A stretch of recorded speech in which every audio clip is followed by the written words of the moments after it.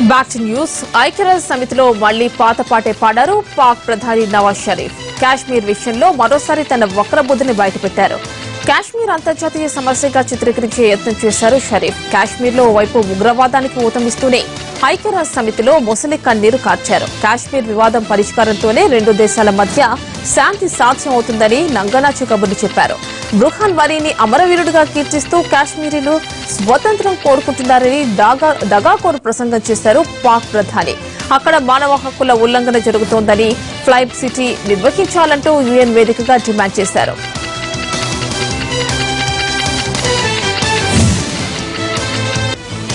పాకిస్తాన్ను ఉగ్రవాద ప్రోత్సాహక దేశంగా పరిగణించాలని కోరుతూ అమెరికా చట్టసభలోని ఇద్దరు సభ్యులు యుఎస్ హౌస్ ఆఫ్ రిప్రజెంటేటివ్స్ లో బిల్ ప్రవేశపెట్టారు. పాకిస్తాన్ పాల్పడుతోన్న చర్యల కారణంగా ఆ దేశానికి అమెరికా సాయం నిలిపివేయాలని, పాక్ ను ఉగ్రవాద ప్రోత్సాహక దేశంగా గుర్తించాలని టెడ్ పోయ్ డిమాండ్ చేశారు. అమెరికా చట్టసభ ఉగ్రవాదంపై ఏర్పాటు చేసిన ఉప కమిటీకి టెడ్ చైర్మన్, రిపబ్లికన్ పార్టీకి చెందిన టెడ్, డెమోక్రటిక్ పార్టీకి చెందిన డానా కలిసి Pakistan state sponsors of terrorism designation act బిల్ను సభలో ప్రవేశపెట్టారు.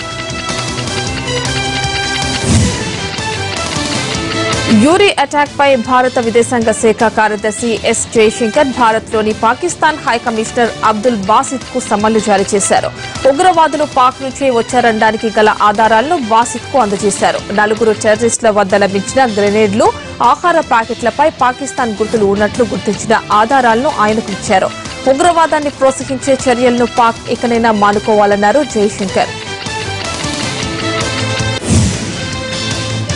తమిళనాడుకు కావేరీ నీటి విడుదలను వాయిదా వేయాలని కర్ణాటక మంత్రివర్గం నిర్ణయించింది. ప్రజల ఆందోళనలు చేస్తున్న దృష్ట్యా ప్రభుత్వం ఈ నిర్ణయం తీసుకుంది.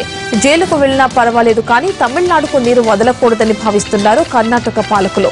రోజుకి 3000 టీఎంసీల నీటిని విడుదల చేయడంతో పాటు కావేరీ బేసిన్లో 4 ప్రధాన డ్యాంల పర్యవేక్షణకు సంబంధించి కమిటీ ఏర్పాటు చేయాలన్న సుప్రీంకోర్టు ఆదేశాలపై కర్ణాటకలో తీవ్ర స్థాయిలో మేధోమథనం జరుగుతోంది.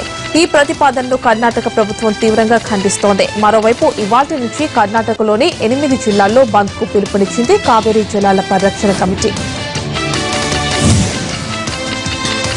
ఆవాజ్ ఈ పంజాబ్ పార్టీ ఏర్పాటుతో సంచలనం సృష్టించిన మాజీ క్రికెటర్, బీజేపీ మాజీ ఎంపీ నవజోత్ సింగ్ సిద్ధు మరో ఊహించని నిర్ణయాన్ని ప్రకటించారు. పంజాబ్ లో మరో 6 నెలల్లో జరగనున్న శాసనసభ ఎన్నికల్లో తమ పార్టీ పోటీ చేయదని తెలిపారు.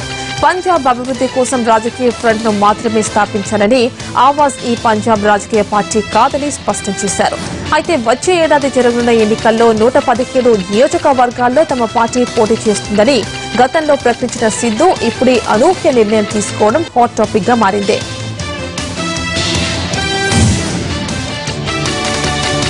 నమామి గంగా కార్యక్రమాన్ని వేగంగా అమలు చేసేందుకు కేంద్రం చర్యలకు ఉపక్రమించింది. ప్రస్తుతం ఉన్న జాతీయ గంగా నది పరివాహక ప్రాతిపదిక సంస్థ స్థానంలో జాతీయ గంగా నది మండలిని ఏర్పాటు చేయాలని నిర్ణయించింది. మండలికి ప్రధాని నరేంద్ర మోడీ నేతృత్వం వహిస్తారు. వివిధ మంత్రిత్వ శాఖలు, సంబంధిత విభాగాలు తగిన ప్రణాళికతో నిర్దిష్ట పనులు అమలు చేసేలా కేంద్ర జలవనరుల మంత్రి ఉమాభారతి నేతృత్వంలో ఓ కమిటీ ఏర్పాటు చేయాలని కేంద్ర కేబినెట్ నిర్ణయించింది.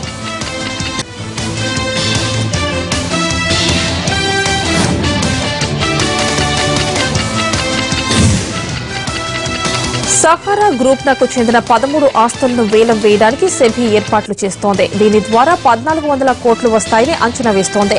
710 కోట్లు రిజర్వ్ ధర ఉన్న ఆస్తులను అక్టోబర్ 27న హెచ్డీఎఫ్సీ రియాలిటీ ఆధ్వర్యంలో వేలం వేస్తారు.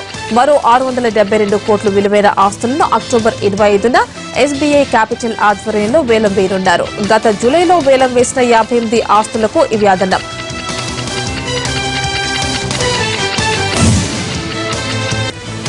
అంతరిక్షంలోని చైనా స్పేస్ స్టేషన్ టియాన్గాంగ్ 1 పై చైనా అదుపు కోల్పోయింది. ఈ స్పేస్ స్టేషన్ వచ్చే ఏడాది భూమిపై పడనుంది. 2011లో దీన్ని ప్రయోగించారు. దాదాపు 8.5 టన్నుల బరువుండే ఈ స్పేస్ స్టేషన్ భూమిపై పడితే ఆ ప్రాంతమంతా భీకరమైన నష్టం వాటిల్లడం ఖాయమని పరిశోధకులు అంటున్నారు. అయితే ఏ ప్రాంతంలో పడుతుందో అంచనా వేయలేమని, భూమిపై పడే 7 గంటలు ఇటు అటుగానే తెలిసే అవకాశం ఉందని తెలిపారు. స్పేస్ స్టేషన్ భూ వాతావరణంలోకి వచ్చిన వెంటనే కొంత భాగం కాలిపోయే అవకాశం ఉంది. మిగిలిన కొన్ని టన్నుల బరువైన మెటీరియల్స్ భూమిపై పడే అవకాశం ఉంది.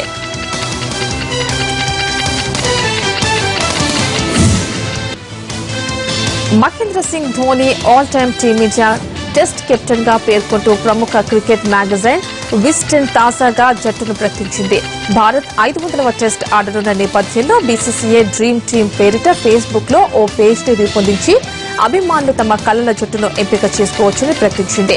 విస్టన్ తన కళ్లల జట్టును విడుదల చేసింది. ఓపెనర్లుగా సునీల్ గవాస్కర్, వీరేంద్ర సెహ్వాగ్లను ఎంపిక చేయగా మిగతా ఆటగాళ్లుగా Rahul Dravid, Sachin Tendulkar, VVS Laxman, all rounder Kapil Dev, wicket keeper, batsmen గా ధోనీని ఎంపిక చేసింది.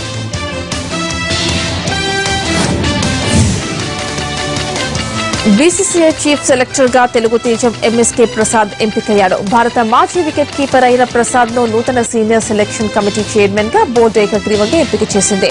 ఇప్పటిదాకా సెలెక్టర్ గా ఉన్న ప్రసాద్ కు ప్రమోషన్ వచ్చింది. ప్రస్తుత చీఫ్ సెలెక్టర్ సందీప్ పాటిల్ స్థానంలో ఎంఎస్కేను నియమిస్తూ ఏజీఎంలో నిర్ణయం తీసుకున్నారు. తెలుగు రాష్ట్రాల నుంచి సెలక్షన్ కమిటీ చైర్మన్ గా ఎంపికైన తొలి వ్యక్తిగా ప్రసాద్ రికార్డు నెలకొల్పాడు. గతేడాది జాతీయ సెలెక్టర్ గా ఎంపికైన ఎంఎస్కే ఆంధ్ర క్రికెట్ సంఘం క్రికెట్ ఆపరేషన్స్ డైరెక్టర్ గా 6 ఏళ్ల పాటు సేవలందించాడు.